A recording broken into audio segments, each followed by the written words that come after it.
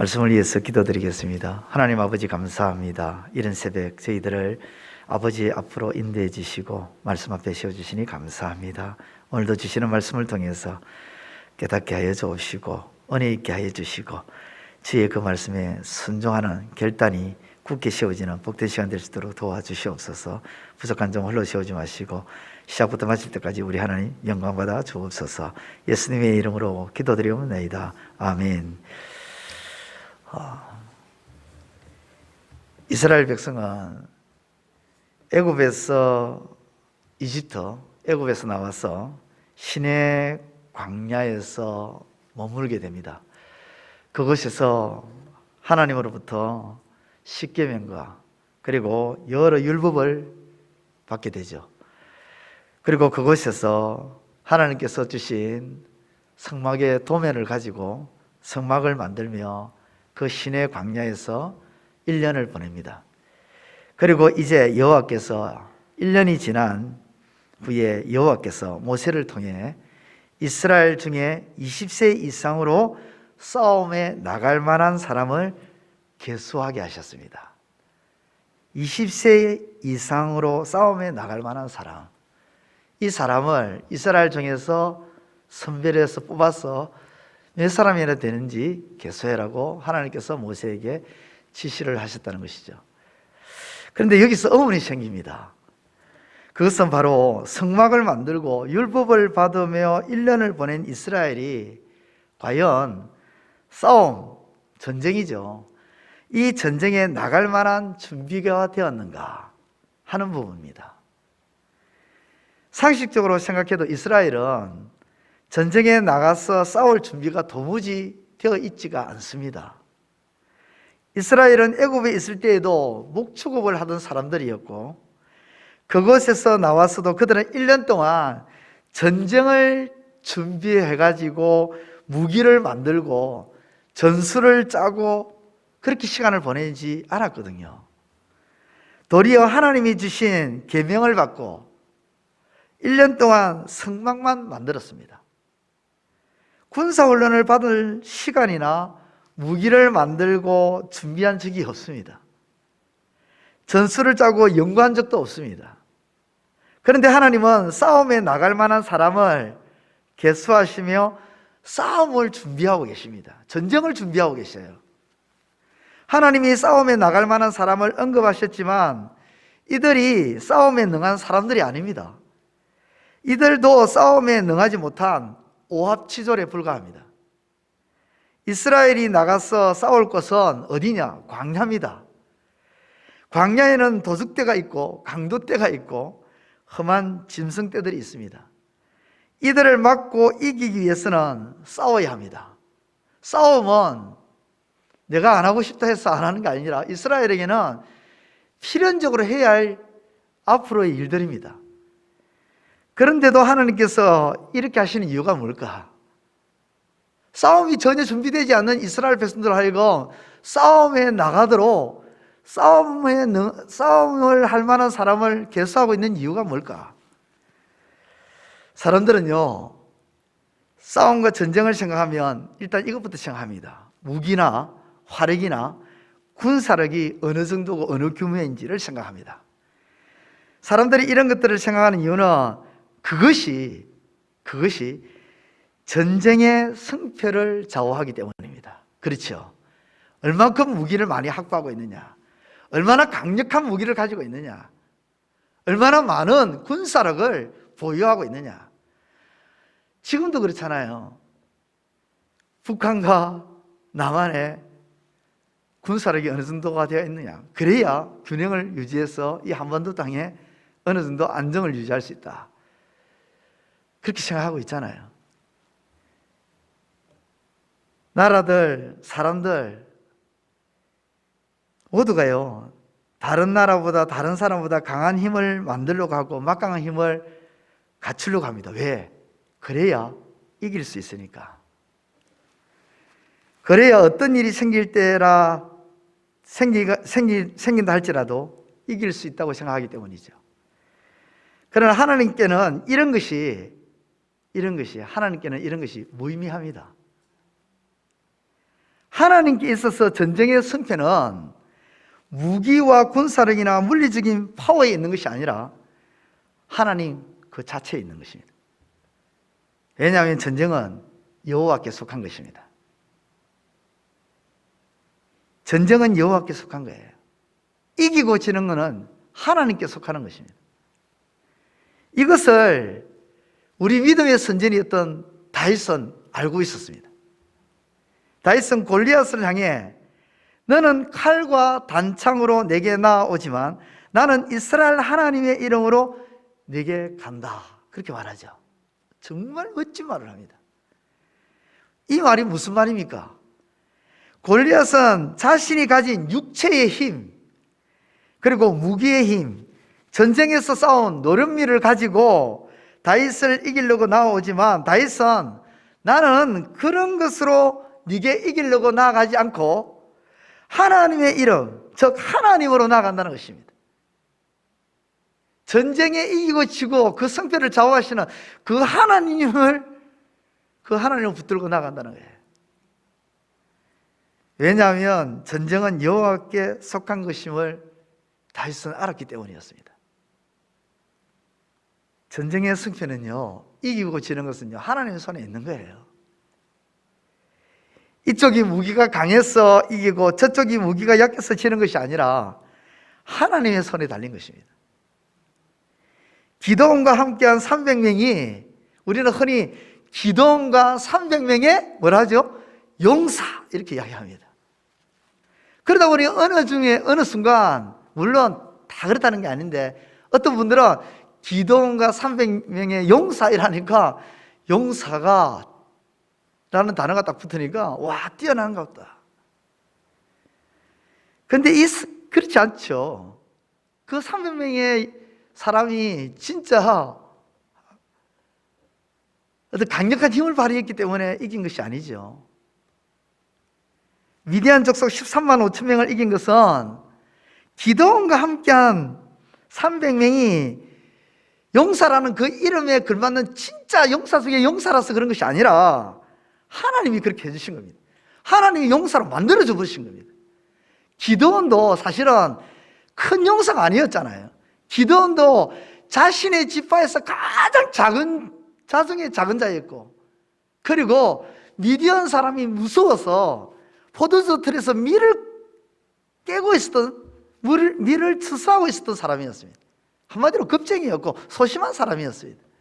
그런데 기드온과 300명이 용사 중에 용사가 된 것은 누가 그렇게 해주셨다고요? 하나님이에요. 하나님이 용사로 만들어 주시니까 이기는 거예요. 하나님이 이스라엘을 계수하신 것은요, 이것을 가르쳐 주고자 하신 것입니다. 봐라, 너희는 이제 싸움과 전쟁이 있는 광야를 지나가야 하는데, 광야길을 걸어가야 하는데, 그 광야길에서 광야의 싸움과 광야의 전쟁을 치러야 하는데, 그 광야의 싸움과 광야의 전쟁에서 이기는 것은 이제 내 손에 있다 이 말입니다. 다른 어떤 무기나 군사력이 있는 것이 아니라 전쟁은 내 손에 있다. 그러니 내 손을 잡으라는 것입니다. 나를 신뢰하고 나를 따르라는 것입니다. 내가 싸워주시겠다는 것입니다. 내가 싸워주겠다는 것입니다. 왜 하나님이 싸워주겠다는 것입니까? 하나님은 자신이 택한 백성이 지는 것을 원치 않습니다. 원치 않아요. 싸움에 나갈 만한 사람을 하나님이 선택하실 때 했으니까 이 싸움이 강한 자들이 아니에요. 이들도 똑같이 오합지졸이라는 거죠. 그런데도 하나님이 이들을 뽑은 것은요, 하나님께서 이들을 통해서 하나님께서 역사하실 그 모습을 보여주시는 거예요. 하나님은 자신의 택한 백성이 지는 것을 원치 않습니다. 그것을 원치 않는다면 하나님께서 시내 광야에서 1년 동안 그러면 성막이나 율법을 주시고 성막을 만들게 하시는 것뿐만 아니라 군사훈련도 했어야 되는 거잖아요. 근데 군사훈련을 안 합니다. 뭐만 했습니까? 성막만 만들었습니다. 1년 동안. 율법만 받았습니다. 그런데 하나님께서 싸움에 나가게끔 이끄십니다. 그건 하나님께서 도와주시겠다는 거죠. 부모는요, 자식이 지고 오면 마음이 아픈 거예요. 이기고 오면, 자식이 이기고 오면 본인도 기쁘지만 부모도 너무너무 기뻐합니다. 어느 부모든 간에 자녀가 지고 오는 것을 보면 기뻐서 춤추는 부모는 아무도 없습니다. 그래서 어떤 부모는요, 자녀가 이길 수 있다면 이기는 데 있어서 후방 지원을 아끼지 않습니다. 그렇죠? 지원할 수 있을 만큼 다 지원하고 힘에 지나도록 지원을 합니다. 제가 아는 어떤 목사님은 자기 자녀가 음악을 공부한다는데 음악 공부한다고 지원을 하다가 소위 말해서 이런 말을 하더라고요. 기둥 집안에 있는 기둥 뿌리가 2개가 뽑혔다. 부모는 자녀가 이기도록 후방 지원을 아끼지 않는 거예요. 힘에 지나도록 지원을 하는 겁니다. 그래서 멋지게 이기도록, 아름답게 이기도록, 끝내주는 식으로 이기도록 그렇게 만들어주고자 하는 것이 부모의 마음이에요. 마찬가지로 하나님은 이스라엘이 지고 오는 것을 원치 않습니다. 반드시 이기도록 하십니다. 앞으로 광야에 나가서 광야 싸움과 광야 전쟁을 치러야 하는데 거기서 멋지게 이기도록, 아름답게 이기도록, 온 천지에 소문이 나도록 이기게 하십니다.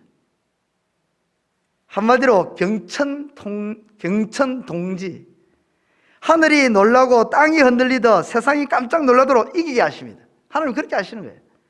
실제로 하나님 그렇게 하셨습니다. 이스라엘이 여리고성을 점령하기 앞서 정탐꾼을 보냈을 때에 그 정탐꾼이 기생 라합을 만납니다. 그때 기생 라합이 이런 말을 합니다. 여호수아 2장 10절과 11절에 너희가 애굽에서 나올 때에 여호와께서 너희 앞에서 홍해의 물을 마르게 하신 일과 너희가 요단 저쪽에 있는 아모리 사람의 두 왕 시온과 옥에 행한 일, 곧 그들을 전멸시킨 일을 우리가 들었음이니라. 우리가 듣자 곧 마음이 녹았고 너희의 연고로 사람이 정신을 잃었나니 너희의 연고로 사람이 정신을 잃었나니 너희 하나님 여호와는 상천하지의 하나님이시니라. 그렇습니다. 하나님은 이스라엘이 광야 전쟁에서 이기게 하셨습니다. 광야 싸움에서 승리하게 하셨습니다. 왜 하나님께서 광야 전쟁에서 이기게 하실까요? 젖과 꿀이 흐르는 땅, 아름다운 땅, 축복의 땅으로 인도하시고자 이기게 하시는 거예요.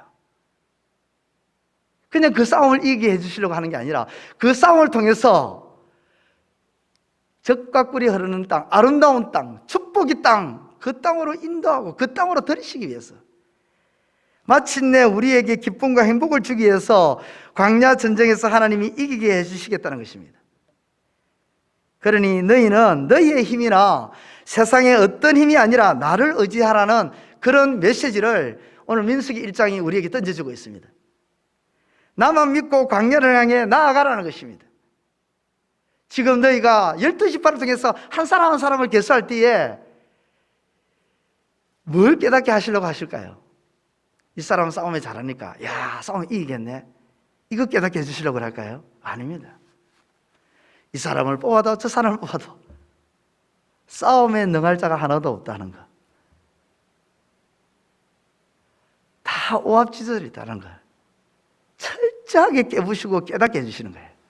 그래야 하나님을 절대적으로 의지하니까.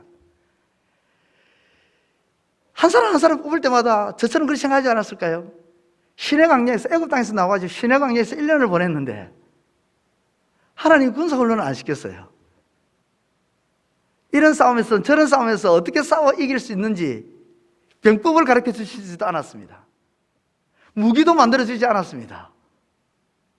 그런데 하나님이 싸움에 나갈 만한 자를 뽑아라. 하나님의 마음은요 다른 것이 아닙니다. 모든 싸움에 이기고 지는 것은 내 손에 달렸으니 나를 의지하라는 겁니다. 너희 현재 처해 있는 그 상을 깨뜨려 보고 철저하게 나를 믿고 나를 따라오라는 겁니다. 그러면 내가 이기게 해주시겠다는 것입니다.